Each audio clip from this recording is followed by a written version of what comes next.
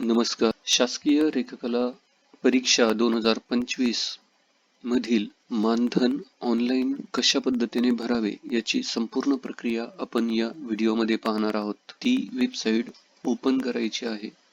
Website open झाल्यानंतर log in वर click केल्यावर तुम्हाला तुमचे केंद्राचे लॉग इन करून पुढील पेज ओपन करायचे आहे. ही जी वेबसाईट आहे ती 2025 मधील आहे. 2026च्या वेबसाईटवर तुम्हाला मानधन भरण्याचा कोणताही चार्ट दिसणार नाही. जी होती त्याच वेबसाईट मध्ये लॉग इन होणं आवश्यक आहे. ज्यावेळेस तुम्ही तुमच्या केंद्राचा केंद्र क्रमांक आणि पासवर्ड टाकताल त्यानंतर साइन इन करून आपल्याला पुढील पेजवर जायचे आहे. या टॅबवर क्लिक केल्यानंतर एक नवीन पेज आपल्या समोर ओपन होईल.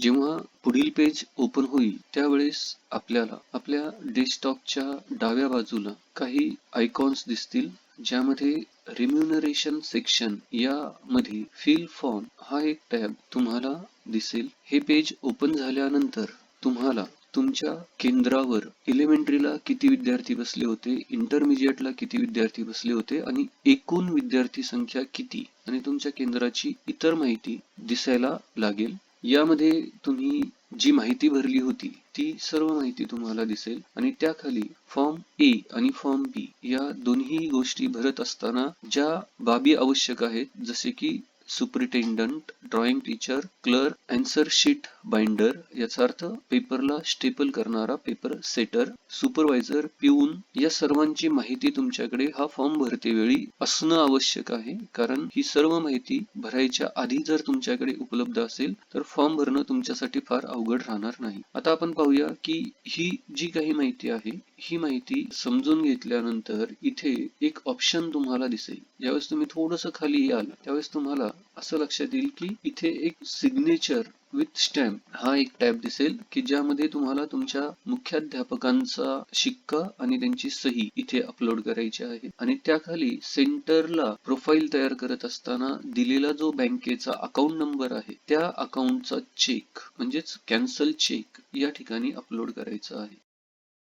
सबमिट डिक्लेरेशन करायचं आहे. परंतु हे सर्व करण्यापूर्वी हा फॉर्म भरण्याचा जो पहिला टप्पा आहे तो टप्पा म्हणजेच ऍड रेम्युनरेशन स्टाफ डिटेल हा आहे. कारण हा भरल्याशिवाय पुढील कोणतीही माहिती कंप्लीट होत नाही. म्हणून फिल फॉर्म या बटनावर क्लिक केल्यावर तुमच्या डेस्कटॉपच्या डाव्या बाजूला हिरव्या रंगामध्ये ऍड रेम्युनरेशन स्टाफ डिटेल हा जो टॅब दिसतोय त्यावर क्लिक केल्यावर तुम्हाला एक नवीन पेज ओपन झालेले दिसेल, ज्यामध्ये तुमच्या सेंटरचं नाव, सेंटरचा कोड, वर्ष आणि त्या वर्षी तुमच्या केंद्रावर किती कर्मचारी कार्यरत होते त्याचा आकडा आणि कंप्लीटेड नेम्स असं दिसेल. आता आपल्याला काय करायचं आहे ते इथे पहा, रिक्वायर्ड स्टाफ 1 म्हणजेच तुमच्या केंद्रावरती जे सुपरिटेंडंट आहे त्यांचं नाव तुम्हाला इथे लिहायचं आहे. त्यानंतर drawing teacher, exam type elementary plus intermediate, exam date all exam dates, candidate count 524.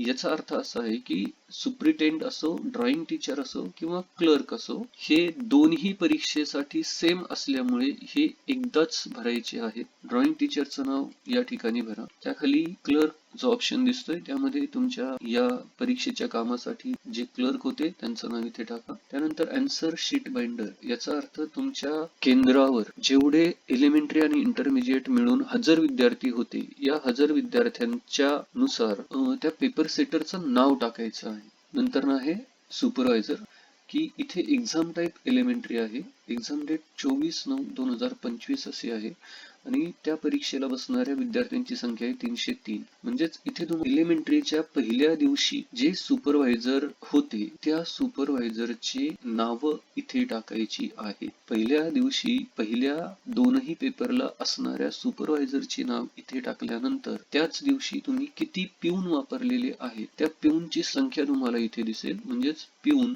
24 तारखेला 303 विद्यार्थ्यांच्या प्रमाणे एकूण 5 शिपाई लागेल, तर इथे तुम्हाला 5 शिपायांची नावे टाकायची आहेत. त्यानंतर पुन्हा सुपरवायझर हा एक टॅब दिसेल. यामध्ये एलिमेंटरीच्या दुसऱ्या दिवशी किती सुपरवायझर होते त्यांची सर्व नावे या ठिकाणी लिहायची आहेत. पुन्हा पिऊन हा ऑप्शन दिसेल. एलिमेंटरीचा जो दुसरा पेपर झालेला आहे त्या दुसऱ्या पेपरसाठी जेवढे शिपाई तुम्ही या परीक्षेच्या कामाकरता घेतलेत त्या सर्वांची नावे इथे लिहायची. म्हणजेच एलिमेंटरीच्या दोनही दिवसासाठी दोन्ही वेळा सुपरवायझर शिपाई यांची नावे तुम्हाला टाकायची आहेत. त्यानंतर पुन्हा एकदा सुपरवायझर नाव दिसेल. आता इथे तुम्हाला एक्झाम टाईप इंटरमिजिएट दिसतोय. 26/9/2025 ला जेवढे सुपरवायझर त्या दिवशी तुम्ही या कामासाठी घेतलेले आहेत त्या सर्वांची इथे नावं टाकायची आहेत. ती नावं टाकून झाल्यानंतर त्या दिवशी किती पिऊन होते त्या सर्व पिऊनचा आकडा तुम्हाला या बाजूला दिसेल. म्हणजेच इंटरमिजिएट ग्रेड परीक्षेसाठी 221 विद्यार्थी बसले होते, तर त्या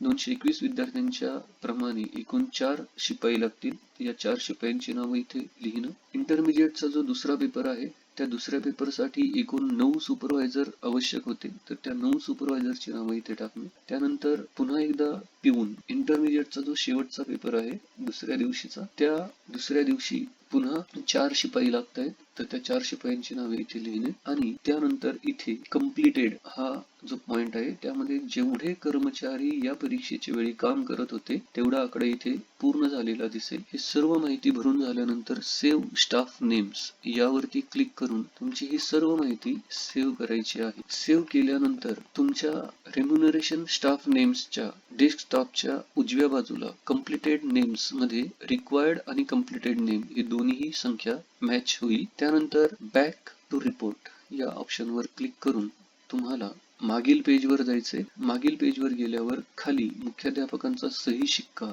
आणि कॅन्सल चेकचे फोटो अपलोड करून I have verified the above information and accept this declaration वर क्लिक करून सबमिट डिक्लेरेशन यावरती क्लिक करायचं आहे. या पद्धतीने सर्व माहिती भरून झाल्यानंतर आपल्या फाईलला लावण्यासाठी प्रिंट रेम्युनरेशन वर क्लिक करून आपणाला या भरलेल्या सर्व माहितीची प्रिंट काढून आपल्या फाईलला लावायची आहे, जेणेकरून एक हार्ड कॉपी आपल्या फाईलमध्ये कायमस्वरूपी राहील. धन्यवाद.